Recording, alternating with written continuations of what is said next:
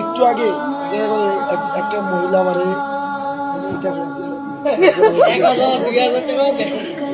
না এটা বলতেছি না, এই টাকাটা যেমন কিছুই হবে এটা টাকা দিয়ে আমি কিছু করবো তাও হবে রেখে দিই, কিন্তু এটা তো মানুষের বিশ্বাস, এটা কিন্তু টাকা না, বিশ্বাস।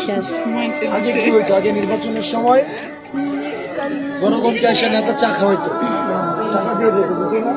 কিন্তু আবার উল্টো হইতেছে, আবার মানুষ রাস্তা দিয়ে যাইতেছে, পকেটে আমার 1000 টাকা বুঝে দিয়েছে। এই যে উনি যে 20টা টাকা দিতেছে, এটা কিন্তু অনেক বড় বিশ্বাস করে আমাকে বিশ্বাস। সেই লোকটা যদি জানে কোনোদিন যে আমাকে দুর্নীতি করছে, হয়তো ওনার লাগে আমার কোনো দেওয়া হবে না। সারা দেশের মানুষ আমার বিশ্বাস করে, আমি বিশ্বাসের মর্যাদা পাই। কিন্তু আমি আপনাকে এই কথা বলবো না কালকে আপনার রাস্তা ওই ক্যাপাসিটি